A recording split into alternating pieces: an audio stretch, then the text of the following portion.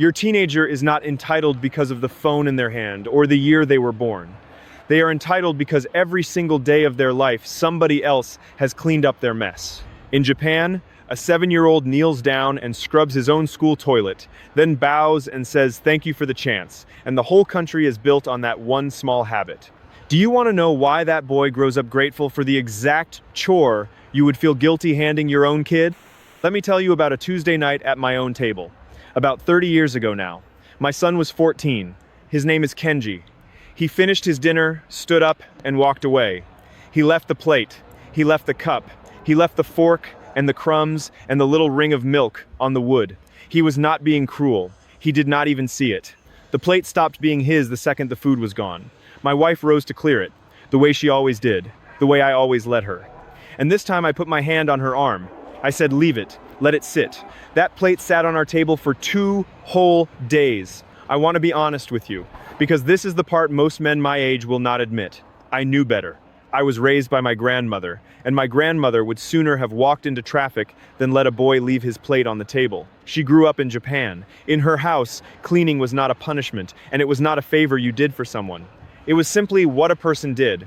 You used a thing, you cleaned it, you lived in a room, you wiped its floor, nobody paid you, nobody thanked you, and you did not expect it. It was as ordinary as breathing. And I threw all of that away. Not on purpose. I did it the way most of you are doing it right now. With love. I came to this country. I worked hard. I wanted my kids to have it easier than I did. I did not want my son on his knees with a rag. I wanted him doing homework, playing ball, being a kid. So I cleaned up after him. I bought him what he pointed at. I drove his forgotten lunch to school. I told myself I was being a good father. And by the time he was 14, I had raised a boy who could not see his own plate. That is my failure. I am not up here telling you what bad parents do. I am telling you what I did. Quick word before I go further. The old methods my family uses, there is more of it than fits in any one video. I gathered the whole of it into a book you can buy in our pinned comment below. The book is the long version. If you want it, it is there. I will not mention it again. So there I was, a grown man, staring at a dirty plate, finally seeing the truth of it. My son was not spoiled because he was a bad kid. He was one of the kindest boys I knew. He was spoiled because I had built a whole life around him, in which he never once had to face his own mess. Every mess he ever made, a bigger, kinder person came behind him and erased it.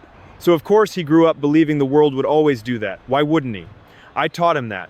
With my own 2 hands every single day, I taught him he was the center of everything. And I want you to notice how gentle it all was. There was no big mistake. I never spoiled him with a giant gift or a wild birthday party. It was smaller than that. It was a plate cleared here, a wet towel picked up off the floor there, a backpack carried in from the car. 100 tiny kindnesses a week for 14 years, each one so small it felt like nothing. Add them all up and you get a boy who cannot see his own plate. That is how it happens. Not with one big thing, with 1,000 loving little ones. And here is the question that kept me up that night, the one I want you to sit with too.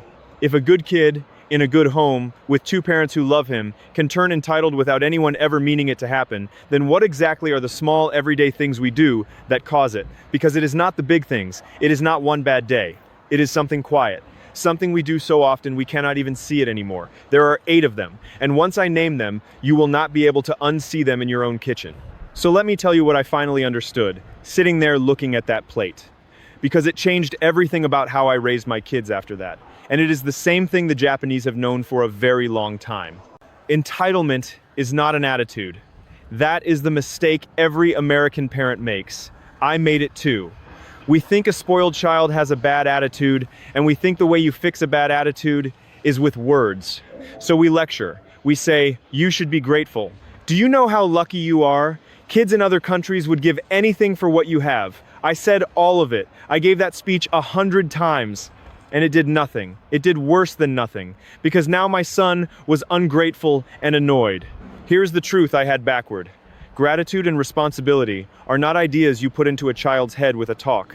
They are habits you build into a child's hands with work. You do not think your way out of entitlement. You clean your way out of it. Think about what actually happens in Japan. In most Japanese schools, there are no janitors cleaning the classrooms. The children do it. At the end of the day, the mops come out, the buckets come out, and 8-year-olds get down and scrub the floor they walked on all day. They clean the halls, they clean the sinks. Yes, they clean the toilets. It is called Souji, which just means cleaning, and it has been part of school there for generations. At lunch, the children serve each other. A few of them put on aprons, wheel in the food, and dish it out to their classmates before anyone eats. Then they wipe it all down. Now stop and feel the difference. An American child spends 6 hours a day, for 12 years, in a building where an invisible adult cleans up everything they touch. A Japanese child spends those same years learning, in his body, that the mess does not clean itself. Somebody cleans it, and that somebody is you. That is the whole thing right there. That is the Souji rule, and it is so simple, it sounds like nothing. The one who uses the space cleans the space. You made the mess, you clean the mess. Nobody is above it. Not the smartest kid, not the richest kid, not the principal. In Japan, the teachers clean too, the whole room, together, every day. And here is the part that turns everything around. We think doing things for our kids is love, and making them clean is harsh. It is exactly backward. Every time you clean up a mess your child could have cleaned, you are quietly telling them, you are too important for this. Someone else exists to handle your life. That is not love. That is the seed of entitlement, planted with a loving hand. And every time you hand them the rag instead, you are telling them, you are a full member of this family, and members take care of what they use. That is the kinder message. It just does not feel kind in the moment. You saw it a few years back at the World Cup. The games ended, the crowds left, and the Japanese fans stayed behind in their section, with trash bags and cleaned up the whole area. Their team did the same in the locker room, left it spotless, folded up, a thank you note on the table. The whole world called it amazing. It was not amazing to them. It was Tuesday. It was Souji. It was that 7-year-old's toilet, grown all the way up into an adult who simply cannot leave a mess behind, because nobody ever taught him he was allowed to. That is what we are really building here, not a clean house. An adult who knows deep in the body that they are not the center of the world. So let me show you exactly how to build it. You do not need to move to Japan. You do not need to fix all 8 habits at once. You need to change a few small things. Starting tonight, here is exactly how I did it. The first thing carries all the others, so do not skip it. I call it the Family 10. Once a day, at the same time, everybody in the house cleans for 10 minutes. Same time every day, so nobody has to be nagged. After dinner works best. You set a timer, 10 minutes. And here is the trick, the part that makes it work when nothing else does. You clean too, both parents. This is not chore time for the kids while you sit down. The whole power of Souji is that nobody is above it. The day my kids saw me, their father, on my knees wiping the baseboards right next to them, something changed in their faces. It stopped being a punishment. It became just what our family does. The second thing, they clean what they use, not to help you, because it is theirs. That is a small change in words that is a giant change in meaning. Do not say, help mommy clean the kitchen. That tells the child the kitchen is mommy's problem, and they are being nice. Say, this is your part of the house. The bathroom you use is yours to keep. The trick here is to give each child a zone that belongs to them, and never take it back. My daughter had the downstairs bathroom from age 9. It was hers. When it was clean, that was her. When it was dirty, that was her too. Ownership is the whole lesson. The third thing, and this one will sting some of you, stop paying them for it. I know, everyone does allowance for chores, but think about what it teaches. It teaches that cleaning up after yourself is a job you should be paid for. That basic decency comes with a price tag. In my grandmother's house, nobody was ever paid to wipe a table. You were part of the family. Chores are the dues you pay to belong. The trick, if you still want to teach money, is to pay for extra. Pay for the big Saturday job, the car, the garage, work that is above and beyond. But the daily upkeep of your own life is not for sale. The fourth thing comes straight from that Japanese lunchroom. Have them serve, not be served. At dinner, the child plates the food and hands it out to everyone else first. They clear the table when the meal is done. The trick is the order. They serve others before themselves. It is a tiny thing and it does something enormous. A child who hands you your plate before touching their own has just practiced with their hands the idea that they are not first. Do that every night for a year and see what kind of person it grows. The fifth thing is the hardest for a loving parent, and I fought it the longest. Let them feel the mess. Stop rescuing them. When your kid forgets his lunch, let him be hungry once. When she leaves her project to the last night, let her hand it in late. The natural consequence is the best teacher you will ever hire. It works for free, and it never lectures. The trick is that you only have to let it happen one time. One hungry afternoon teaches more than 50 of my speeches ever did. You just have to be brave enough to stand there and not fix it. The sixth thing is what the Japanese call motenai. It means, roughly, what a waste, do not throw away what still has life in it. So before you replace a thing, you repair it. When the chair breaks, you fix the chair together. When the jeans tear, you patch them. The trick is that the repaired thing carries the lesson. A kid who glued the leg back on the chair respects that chair. A kid who just gets a new one learns that things are endless and cheap and beneath his care. And you do not need anything fancy for any of this.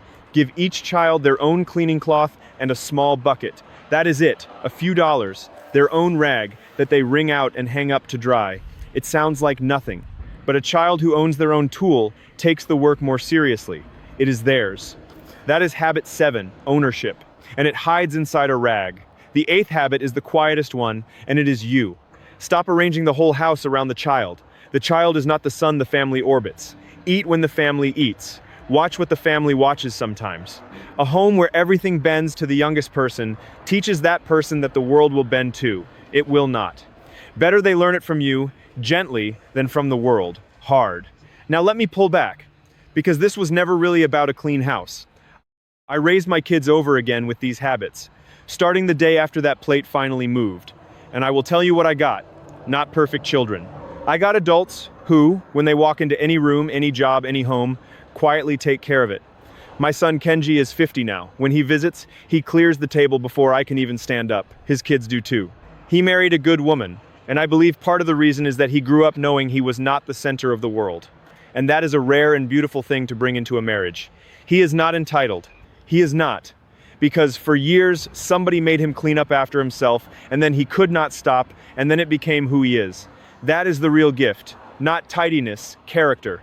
A person who knows in their bones that the mess does not clean itself, that other people are real, that being served is not owed to them. You cannot lecture that into a child. You cannot buy it.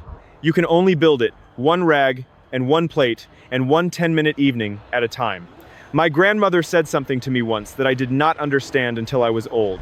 She said, "We do not clean the room to make the room clean.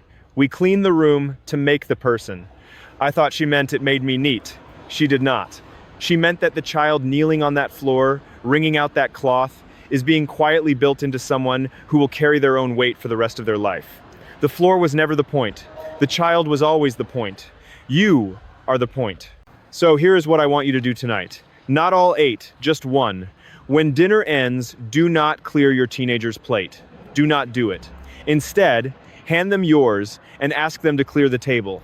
All of it. And then, tomorrow, start the family 10. Same time, everybody, you included. 2 small things. Watch what happens over a month. And I will be honest with you, because I promised I would. The first night, they will be annoyed. They may argue. That is not the plan failing. That is the plan working. That is years of being the center of the world, meeting the edge of it for the first time. Hold steady. Do not lecture, just hand them the plate, then come back and tell me in the comments.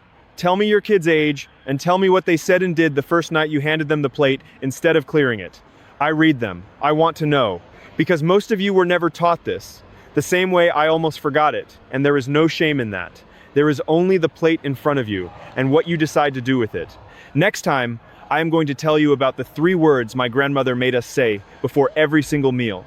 Not a prayer, something else. It took 2 seconds. We said it every day, and it built more real gratitude in a child than any speech about starving kids ever could. Most Americans have heard the word and have no idea what it truly means, or that saying it the wrong way ruins the whole thing. I will show you. Until then, hand them the plate, set the timer. And remember what my grandmother knew. We do not clean the room to clean the room. We clean the room to make the person.